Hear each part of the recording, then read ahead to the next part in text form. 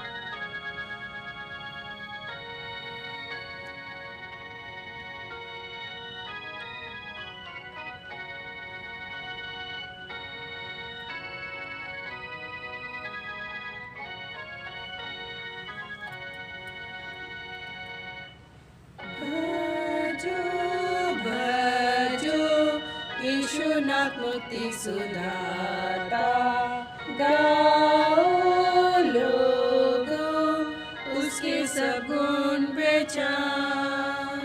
धन्य हो स्वर में पुकारते हैं दूतगण, उसके नाम की डूबी स्तुति हर बार। भीड़ पर होकर भेड़ों को त्राण वो देता, गोद में लेता बच्चों के साथ सुला। गाओ गाओ यीशु को श्रेष्ठ प्रतापी, गाओ उसका असीमत प्यार। भजो भजो यीशु जो स्वर्ग का स्वामी, तीनों लोकों का वही है राज। गाओ गाओ उसको जो न्यायी और याजक, लाओ मुकुट कि वह है अभिराज। पाप के भार को दया कर उसने लिया, किया क्रूस पर तारक का महाकाज। गाओ गाओ यीशु को श्रेष्ठ और प्रतापी, गाओ उसका तेजो में सुख का राज।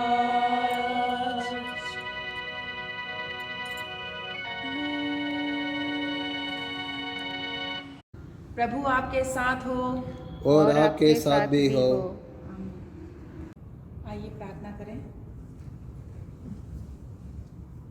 हे हमारे स्वर्गीय पिता, आपका नाम पवित्र माना जाए, आपका राज्य आए, आपकी इच्छा जैसे स्वर्ग में पूरी होती है वैसे पृथ्वी पर भी पूरी हो। आप हमारी दिन भर की रोटी आज हमें दीजिए। आप हमारे अपराधों को क्षमा कीजिए जैसे हमने अपने अपराधियों को क्षमा किया है। आप हमें परीक्षा में मत डालिए परंतु बुराई से बचा लीजिए, क्योंकि राज्य, पराक्रम और महिमा अब और सदा सर्वदा आपके ही हैं। आमीन। सर्वशक्तिमान परमेश्वर, आपके सम्मुख सबके हृदय खुले हैं। आप सबकी अभिलाषाओं को जानते हैं और आपसे कोई भी भेद छिपा नहीं है।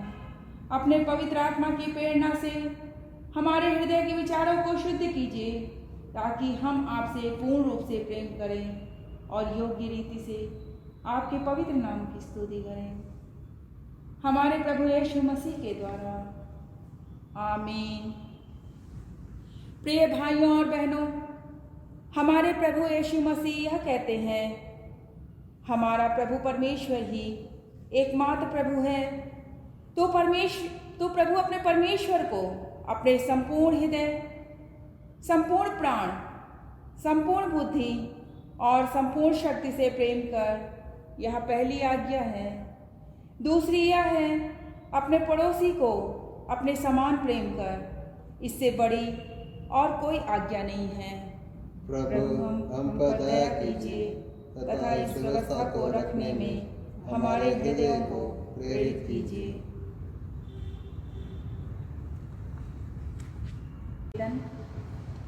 बोने तथा पालने एवं संभालने और निर्वाह करने वाले परमेश्वर, जो हमसे इस जगत या संसार में अमीर बनने के उद्देश्य को रखते हैं, हमें आपकी इच्छा को खोजने में सहायता प्रदान करें, जो आपको ढूंढने एवं खोजने वालों को अनदेखी या उपेक्षा न कर सकें, जो हमें विभिन्न धर्मों के लोगों के साथ उपस्थित रहने, शामिल रहने में सहायता प्रदान करते हैं, और जो हमें असमान रखता है, जैसे रूपांतरित निर्मल खमीर, ताकि कई लोग आपकी शाखाओं और छायाओं में आश्रय व सतावना पा सकें, जिससे संपूर्ण देश व राज्य में आनंद तथा खुशी के गीत को लाने वाला हो सके। यीशु मसीह के द्वारा जो जीवित एवं आपके व पवित्र आत्मा के साथ राज्य करते एक परमेश्वर अब तथा सदा सर्वदा। आमीन।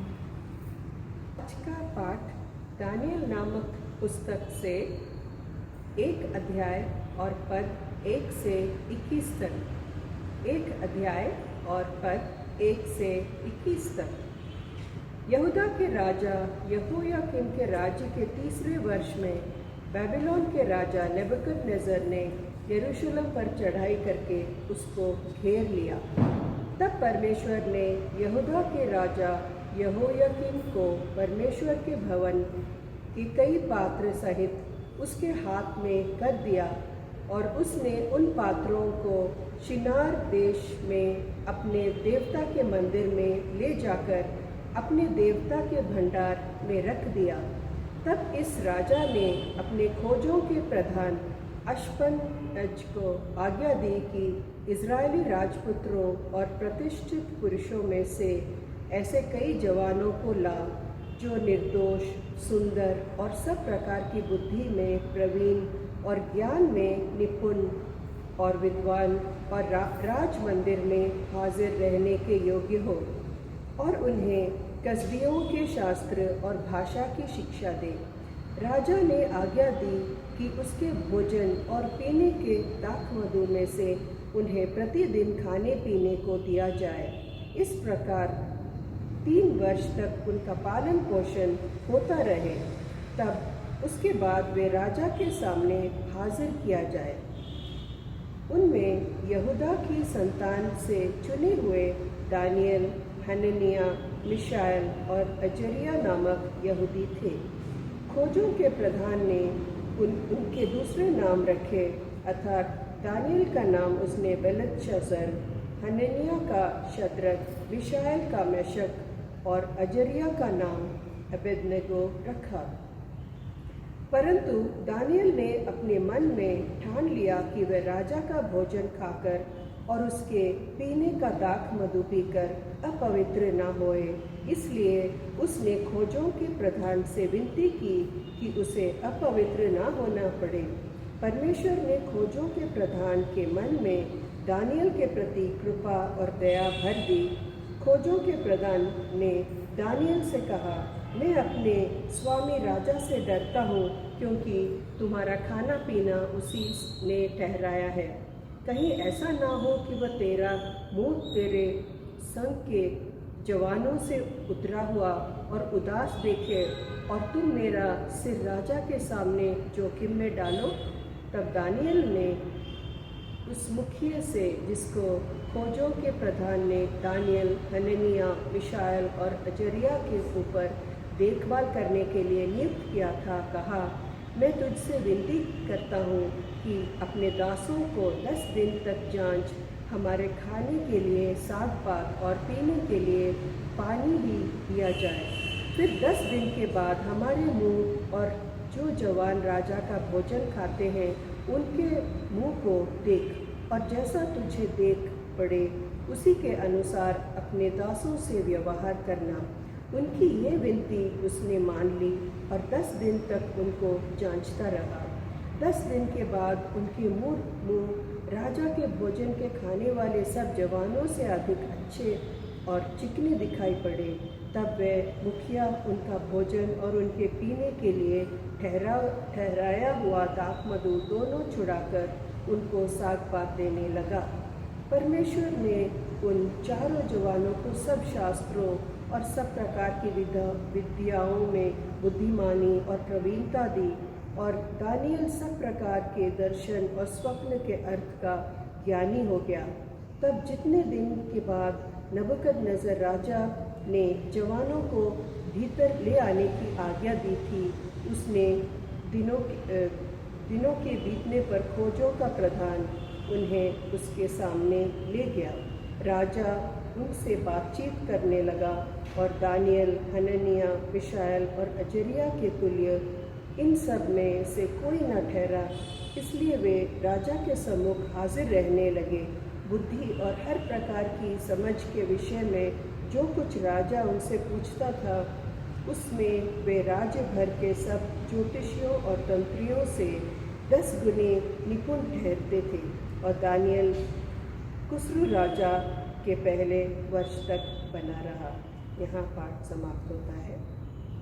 आज का पत्र पाठ लिया गया है प्रेरितों के काम 16वां अध्याय 17वां अध्याय 16 से लेकर 31 तक। जब पौलुस अथेनी की उन बाट को जो रहा था, तो नगर को मूर्तों में से भरा हुआ देखकर उसका जी जल गया।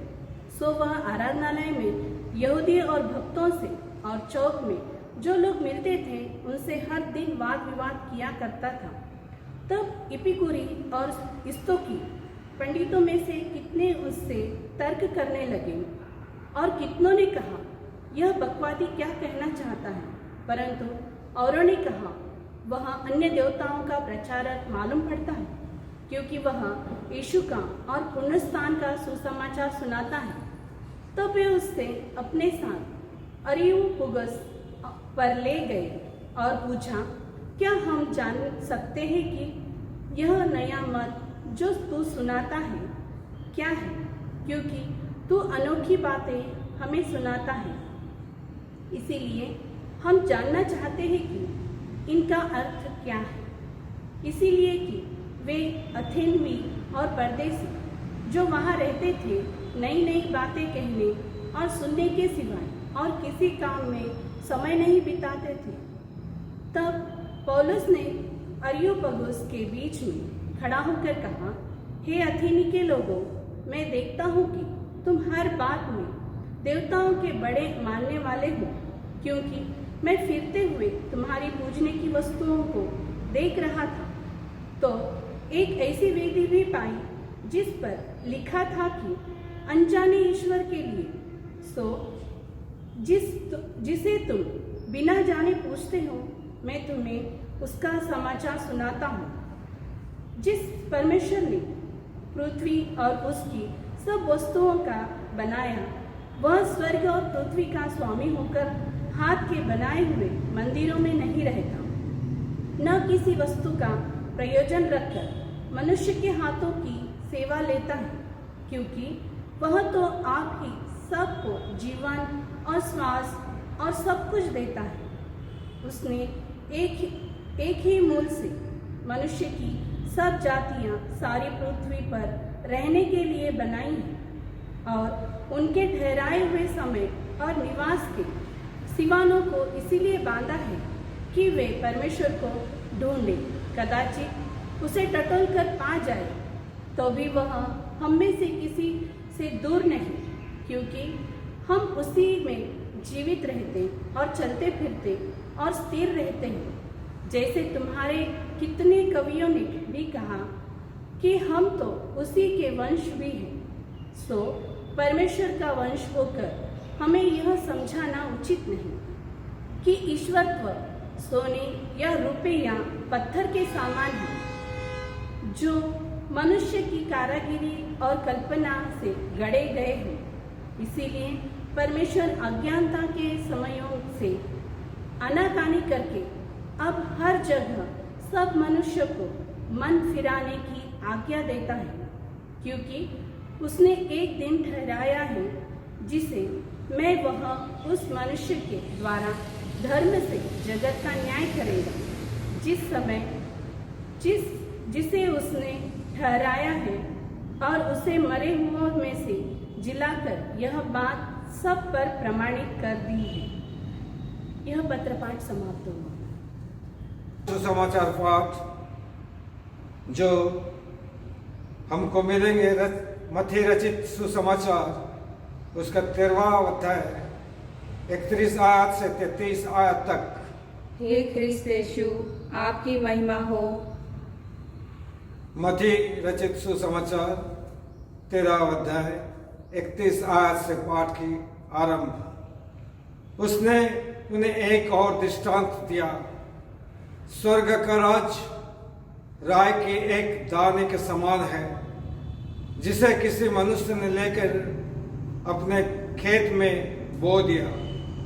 वो सब बीजों से छोटा तो है, पर जब बढ़ जाता है तब सब साग पात से बड़ा होता है, और ऐसा पेड़ हो जाता है कि आकाश के पक्षी आकर उसकी डालियों पर बसेरा करते हैं। उसने एक और दृष्टांत उन्हें सुनाया, स्वर्ग का राज खमीर के समान है, जिसको किसी स्त्री ने लेकर 3 पसेरी आटे में मिला दिया, और होते होते वो सब खमीरा हो गए। ये प्रभु यीशु मसीह का सुसमाचार है। हे प्रभु यीशु, आपकी स्तुति हो। आमीन। अब हम नीकिया का विश्वास वचन बोलेंगे। हम एक परमेश्वर सर्वशक्तिमान पिता पर विश्वास करते हैं। वह स्वर्ग और पृथ्वी का और समस्त हृदय एवं अदृश्य वस्तुओं का करता है। हम एक प्रभु यीशु मसीह पर विश्वास करते हैं। वह परमेश्वर का इकलौता पुत्र, सर्वयुगों से पहले पिता से उत्पन्न, परमेश्वर से परमेश्वर, ज्योति से ज्योति, सत्य परमेश्वर से सत्य परमेश्वर, कृत नहीं वरन उत्पन्न है। उनका और पिता का तत्व एक है। उन्हीं के द्वारा सब वस्तुएं बनी। हम मनुष्यों के लिए और हमारे उद्धार के निमित्त वह स्वर्ग से उतर आए। पवित्र आत्मा के सामर्थ्य से वह कुंवारी मरियम से जन्मे और मनुष्य बने। पुन्तियुस पिलातुस के शासन में वह हमारे लिए क्रूस पर चढ़ाए गए। उन्होंने दुख भोगा, वह मरे और गाड़े गए। पवित्र शास्त्र के कथन के अनुसार वह तीसरे दिन जी उठे। वह स्वर्ग पर चढ़ गए और पिता की दाहिनी ओर विराजमान थे। वह जीवितों और मृतकों का न्याय करने के लिए महिमा के साथ फिर आएंगे, और उनके राज्य का कभी अंत न होगा। हम पवित्र आत्मा पर विश्वास करते हैं। वह प्रभु और जीवन दाता है। वह पिता और पुत्र से निकलता है। पिता और पुत्र के साथ उसकी आराधना और स्तुति की जाती है। वह नबियों के द्वारा बोला, हम एक पवित्र, सार्वलौकिक और पीड़ितीय कलीसिया पर विश्वास करते हैं। हम पापों की क्षमा के लिए एक बपतिस्मे को मानते हैं। हम मृतकों के पुनरुत्थान की और आने वाले युग के जीवन की प्रतीक्षा करते हैं। आमीन।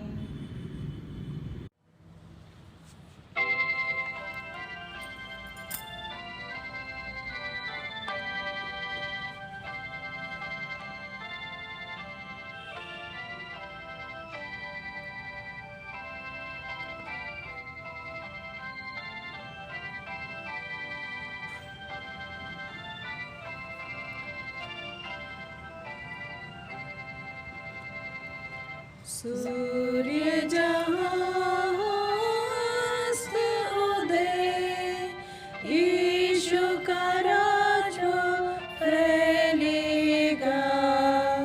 जब तक कि चाँद उजाला दे, तब तक वो बढ़ता जाएगा। है सारी सृष्टि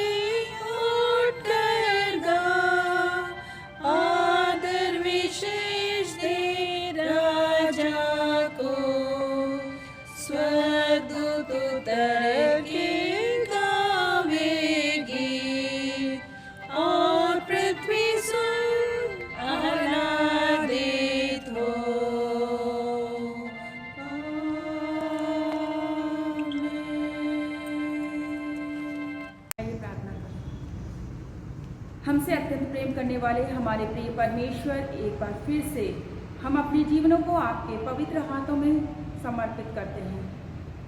आप हमारे जीवन को जांचने वाले, संभालने वाले और यहाँ तक परमेश्वर हमें खड़ा करने वाले परमेश्वर हैं।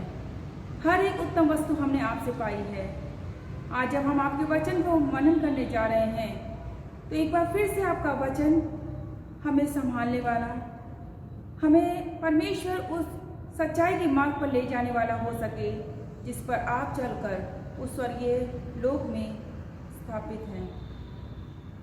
हम में से हर एक के साथ होने के लिए धन्यवाद। यीशु मसीह के नाम में आमीन। आप सबों को जय मसीह की। पिंतेकुस्त के पश्चात इस 13वें रविवार में मनन के लिए जो पद लिया गया है वह है प्रेरितों के काम, उसका 17 अध्याय पद 24 से 25 तक। जिस परमेश्वर ने पृथ्वी और उसकी सब वस्तुओं को बनाया, वह स्वर्ग और पृथ्वी का स्वामी होकर हाथ के बनाए हुए मंदिरों में नहीं रहता, न किसी वस्तु की आवश्यकता के कारण मनुष्यों के हाथों की सेवा लेता है, क्योंकि वह स्वयं ही सबको जीवन और श्वास और सब कुछ देता है। और इस वचन पर आधारित जो आज का संदेश है उसका शीर्षक है बहुविश्वास समाज में मसीही उपस्थिति। बहुविश्वास समाज में मसीही उपस्थिति।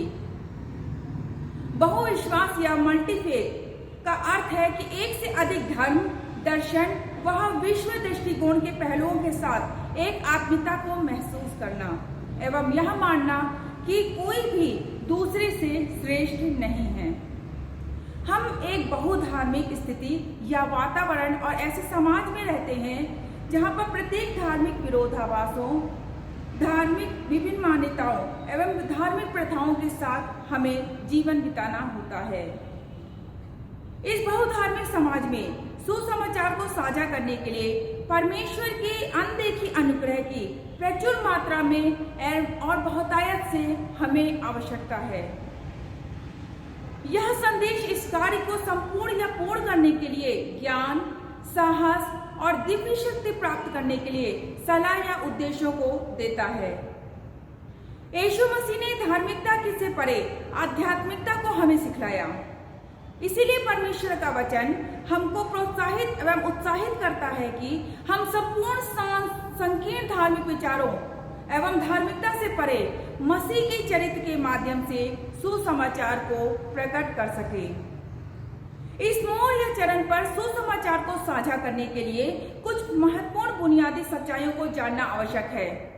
कई बार हम इन बुनियादी सच्चाइयों को छोड़कर बहुत सारे संकीर्ण विश्वासों और विचारधाराओं में अपने मसीह जीवन को जीते हैं, जिसके कारण हम दूसरे धर्म के लोगों के साथ एकता और तालमेल के साथ जीवन को व्यतीत नहीं कर पाते। क्या हम सभी धर्मों या धार्मिक भावनाओं का सम्मान कर पाते हैं? क्या हम अन्य धर्मों के साथ तालमेल एवं समानता का व्यवहार रख पाते हैं? हम किस प्रकार मसीह चरित्र को व्यवहारिक कर पाते हैं? इसको जानने के लिए हम अपने पहले बिंदु पर जाएंगे, जो है दासत्वता एवं बंधुआई में दिव्य साक्षी की उपस्थिति। दासत्वता एवं बंधुआई में दिव्य साक्षी की उपस्थिति। दानियल की पुस्तक में दानियल जो बेलशस्सर तथा शद्रक, मेशक और अबेदनगो अपने तीनों मित्रों के साथ इजराइल के युवा एवं जवान लोगों में से थे, जिन्हें बाबुल में बंदी बना लिया गया था। केवल ये 4 लोग ही नहीं, लेकिन बहुत सारे लोग थे जो बंधुआई में आए थे, परंतु इस पुस्तक में केवल इन्हीं लोगों का नाम दिया गया है। क्यों? क्या सिर्फ यही यहूदी लोग थे, या फिर ये सिर्फ यही 4 लोग थे जो परमेश्वर को जानते थे? शायद ऐसा नहीं था, परंतु उन अनजाने, उन विदेशी देशों में भी इन चारों ने केवल अपने विश्वास पर खड़े रहकर दूसरे विश्वास और धर्म के लोगों के साथ समानता को रखने या फिर उनके साथ मेल जोल के साथ रहने में जो उद्देश्य और जो हमें शिक्षाएं दी हैं, वह इस समय के लिए भी हमें शिक्षा देते हैं। वे हनन्याह, मिशाएल और अजर्या के रूप में जाने जाते थे, जिन्हें हालांकि एक अलग और विविध धार्मिक वातावरण में रहना पड़ा था। उन्हें एक परमेश्वर की जागरूकता में रहने का कठोर निर्णय करना था, जिसमें वे पहले से थे, जबकि वे लोग जिस निर्णय पर अडिग खड़े थे वह उस देश के राजा तथा देश के विरुद्ध में ही था। उनके विरोध में खड़े होने के पश्चात भी संपूर्ण राज्य और राजा अपने अपने विश्वासों को परिवर्तित करके उनके विश्वास की ओर मुड़ते हैं, जिससे न केवल उनका विश्वास जिस पे वे अडिग खड़े रहे, परंतु विश्वास को जीने का उनका मजबूत निर्णय और निश्चय भी इसका कारण था।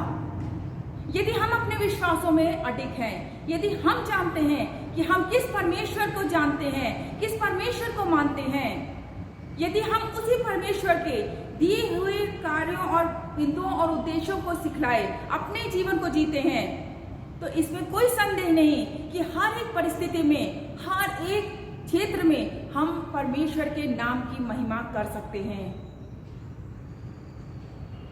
क्या हम अपने आप को इन जवानों के स्थानों पर रखकर जीवन की चुनौतियों को स्वीकार कर सकते हैं?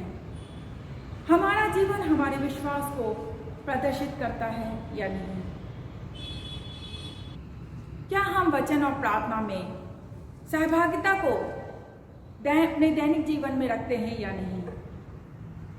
और यह सवाल हमें दूसरे बिंदु की ओर ले जाता है, जो है परमेश्वर किसी का पक्षपात नहीं करता। परमेश्वर किसी का पक्षपात नहीं करता। प्रेरितों के काम की पुस्तक अध्याय 10 में 10 से परमेश्वर ने पतरस को कुरनेलियुस के घर को भेजा, जो एक गैर यहूदी था। पतरस इसमें अपने आप को सम्मिलित या शामिल नहीं कर पा रहे थे, क्योंकि पतरस एक यहूदी था, यीशु भी यहूदी थे, और यीशु को कभी भी पतरस ने गैर यहूदियों के बीच में सम्मिलित होते नहीं पाया था, क्योंकि उस समय यहूदी लोग गैर यहूदियों के साथ कोई संबंध नहीं रखते थे। पतरस का चुनाव यहूदी लोगों के बीच में सेवा करने का था, परंतु धीरे धीरे दर्शन के माध्यम से उसे यह समझ में आया कि किसी को भी अपवित्र या अशुद्ध रूप में नहीं देखना चाहिए, क्योंकि जिसे परमेश्वर ने शुद्ध व पवित्र ठहराया है उसे पवित्र और शुद्ध ही समझना चाहिए। हर एक व्यक्ति अपने धर्म से परे, अपने विश्वास से परे, हर एक जन परमेश्वर की समानता और स्वरूप में रचा गया है। चाहे वह किसी भी धर्म, किसी भी जाति, किसी भी रंग, किसी भी भाषा का हो, हर एक परमेश्वर के समान सामने समान रीति में देखे जाते हैं।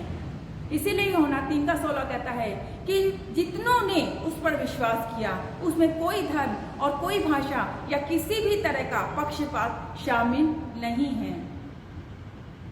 इस दर्शन के माध्यम से वह प्रभु के लिए एक बेहतरीन साक्षी बन गए।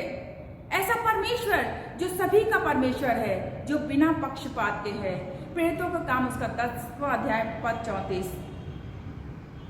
परमेश्वर ने सभी मनुष्यों को बिना किसी धार्मिक चेतावनी या अलगाव के आराधना तथा प्रकाशन को दिया है। परंतु आज हम कई बार हम सोचते हैं हम मसीही सर्वश्रेष्ठ हैं, या फिर और धर्म के लोग या फिर उनके साथ सम्मिलित होकर उनकी मदद करने के लिए हम उनसे अलगाव को रखते हैं, क्योंकि परमेश्वर का वचन हमें साफ रीति से कहता है कि परमेश्वर ने हमें जगत से अलग नहीं ठहराया, परंतु इस जगत में रखा है ताकि हम इस जगत के लिए परमेश्वर की आशीषों के स्रोते बन सके। फारस के राजा क्रूशु इस्राएलियों को बंधुआई एवं गुलामी से लौटाने तथा यरूशलेम का पुनः निर्माण करने के निर्णय को और निश्चय को लिया।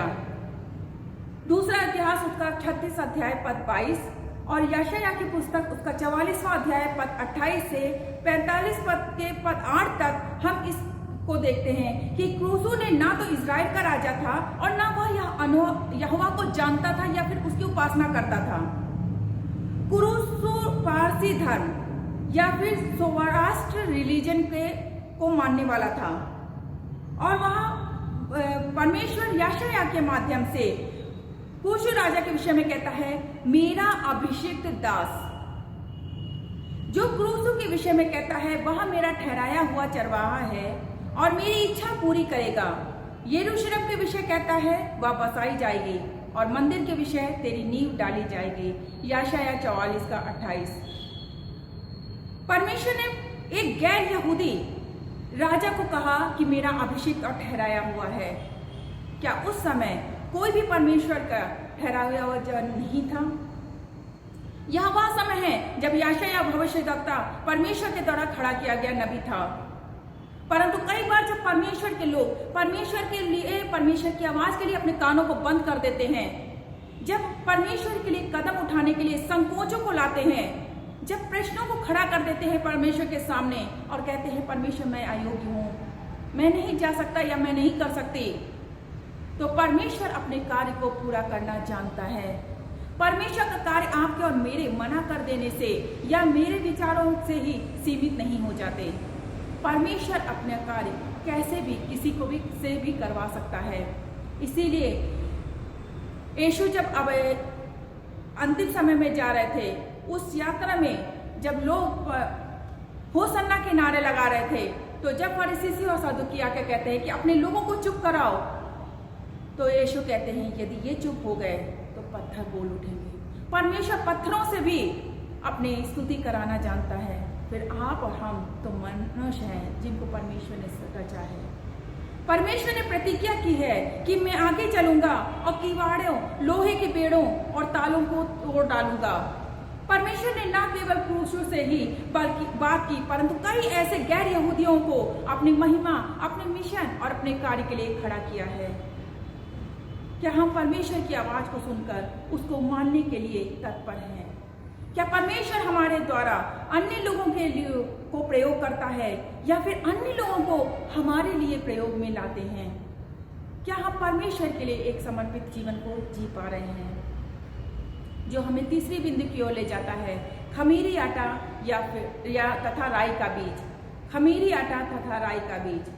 मत्ती रचित सुसमाचार उसके 13 अध्याय में यीशु ने सिखाया कि परमेश्वर के राज्य की तुलना खमीरी आटे से की गई। थोड़ा खमीर पूरे आटे को खमीर कर देता है। एक छोटा सरसों या राई का बीज एक बड़े विशाल वृक्ष को बन जाता है और कई सारे पक्षी उसमें बसेरा या आश्रय को पाते हैं। कई बार हम सोचते हैं कि राई जो है एक पौधे से आता है, परंतु जब मैंने मनन किया तो मुझे यह जानने के लिए मैं जान पाई कि राई का जो है वो पौधा नहीं, परंतु एक पूरा बड़ा वृक्ष होता है जो कई साल तक अगर रहे तो बहुत एक बड़े वृक्ष में परिवर्तित हो जाता है, जहां पर कई सारे पक्षी आकर अपने घोंसले को बनाते हैं। हमें मसीह साक्षियों के साथ समाज को प्रभावित करने के तरीकों तथा साधनों के बारे में विचार करना चाहिए, जिसमें बहुधार्मिक एवं सामाजिक सांस्कृतिक पृष्ठभूमि से हैं। आइए हम सरसों और राई के बीज बनकर भूमि में गिरने, मरने एवं विशाल वृक्ष बनने के लिए स्वयं को दीनता के साथ उस बलवंत हाथों में समर्पित करें। परमेश्वर अनुग्रह करे ताकि हम जगत और इस संसार की ज्योति बन सकें। पृथ्वी के नमक खमीरी आटे बनने में परमेश्वर हमारी सहायता कर सके, क्योंकि जो रूपांतरित हैं केवल वही अन्य लोगों को रूपांतरित कर सकते हैं। तो क्या हम समर्पित हैं खमीर या राई के बीज के समान मिटने के लिए? क्या हम महान और बड़ा बनना चाहते हैं? क्या हम रूपांतरण के लिए तैयार हैं? परमेश्वर के प्रिय लोगों, इस बात को स्मरण करें कि जब अब्राहम ने अपनी पत्नी को बहन के रूप में पहचान कराते हैं, तब अबीमेलेक गरार का राजा उसे ले जाता है। तब परमेश्वर रात को स्वप्न में उससे बात करते हैं। अबीमेलेक एक गैर यहूदी राजा यानी फलस्तीनी शासक होता है। उत्पत्ति की पुस्तक उसका 20वां अध्याय पद 1 से 18। दूसरा, परमेश्वर ने भविष्य में आने वाले अकाल के संबंध में मिस्र के शासक या राजा फिरौन को बताया, जो कि एक गैर यहूदी था। उत्पत्ति की पुस्तक उसका 41 अध्याय पद 1। तीसरा, गैर यहूदी बालाम को एक प्रकाशन प्राप्त होता है।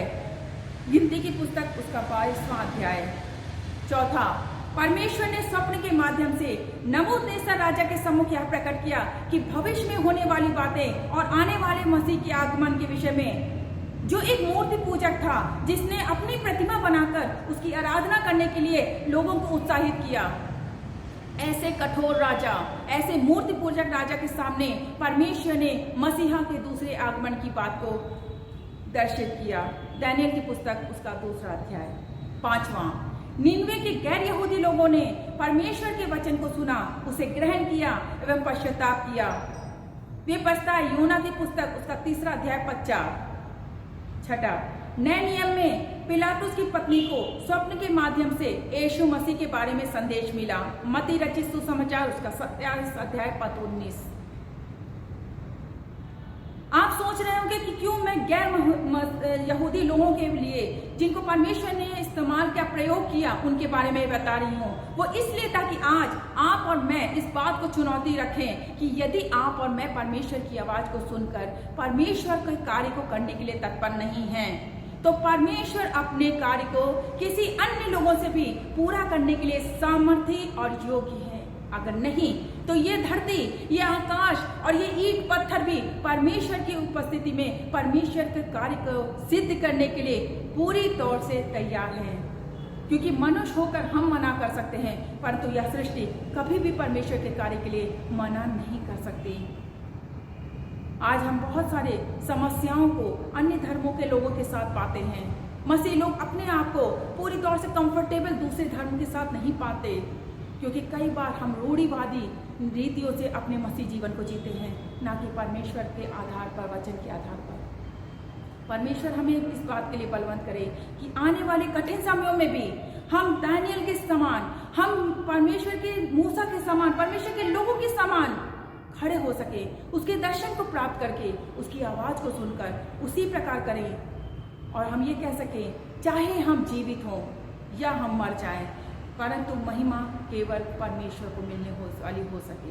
हमारा जीवन परमेश्वर का है और जैसी उसकी इच्छा है हमारे जीवन से पूरी हो। आइए हम अपने आप को प्रभु के हाथों में समर्पित करें। हमारे दयालु परमेश्वर, हम मानते हैं कि परमेश्वर के हम विभिन्न धर्मों के, विभिन्न लोगों के, विभिन्न विश्वास के लोगों के साथ अपने इस जीवन को जी रहे हैं, और आज तक आपने हमें संभाला और हमारे विश्वासों की रखवाली की है। दया करें परमेश्वर कि हम विश्वास की एक अच्छी कुश्ती को लड़ने वाले हो सकें। विश्वास की एक अच्छी दौड़, ऐसे दौड़ें जिसमें हमें इनाम को प्राप्त कर सकें। आपकी इच्छा हमारे जीवन से पूरी हो।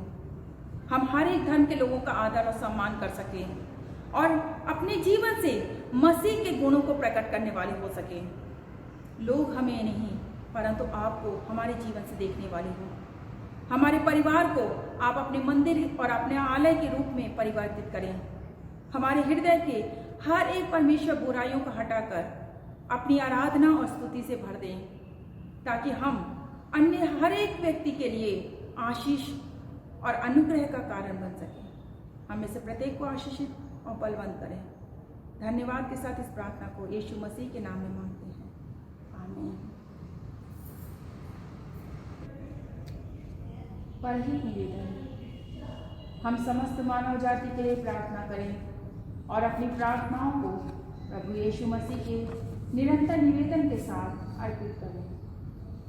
हे पिता, हम प्रार्थना करते हैं कि समस्त संसार में न्याय और शांति स्थापित हो और प्रत्येक व्यक्ति भरपूर जीवन प्राप्त करे।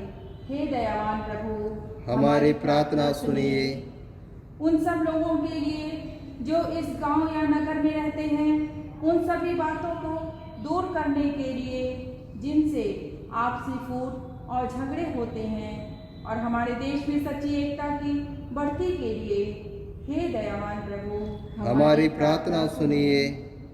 उन सब लोगों के लिए जो कृषि, उद्योग अथवा व्यापार में लगे हुए हैं, सब मजदूरों और कारीगरों के लिए, और उन सब के लिए जो हमारे देश की सुरक्षा करते हैं, हे दयावान प्रभु, हमारी प्रार्थना सुनिए।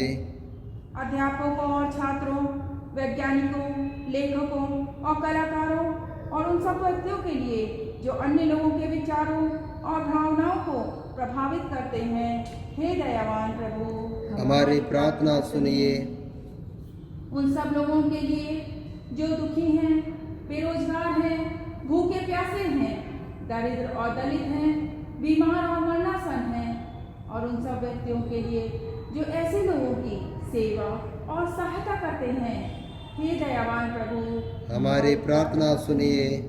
हमारे तथा अन्य देशों के सब शासकों के लिए, विशेषकर हमारे राष्ट्रपति, प्रधानमंत्री, इस राज्य के राज्यपाल और मुख्यमंत्री, और उनके लिए भी जो लोगों पर किसी प्रकार का अधिकार रखते हैं, हे दयावान प्रभु, हमारी प्रार्थना सुनिए।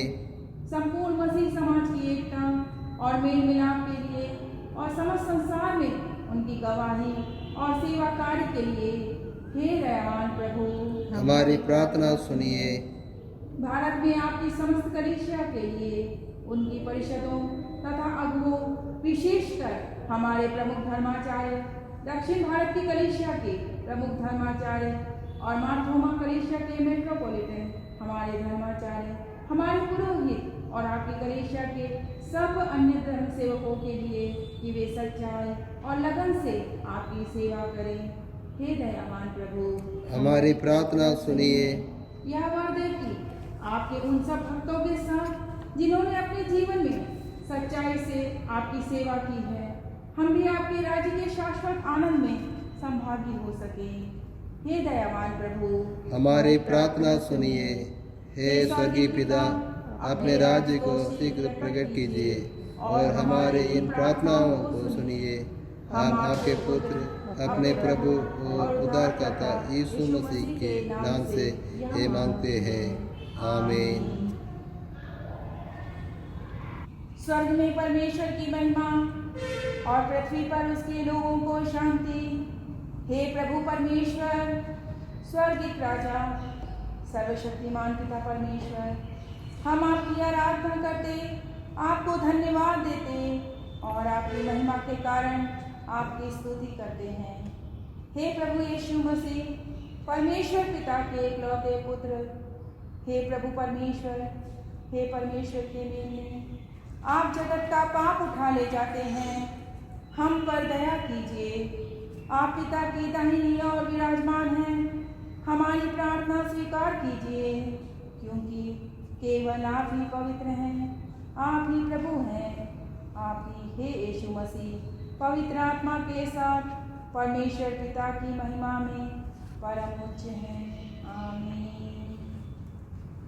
परमेश्वर की शांति जो सारी समझ से परे है, परमेश्वर के और उसके पुत्र हमारे प्रभु यीशु मसीह के ज्ञान और प्रेम में आपके हृदय और विचारों को सुरक्षित रखे, और सर्वशक्तिमान परमेश्वर पिता, पुत्र और पवित्र आत्मा की आशीष आप पर हो और आपके साथ सदा सर्वदा बनी रहे।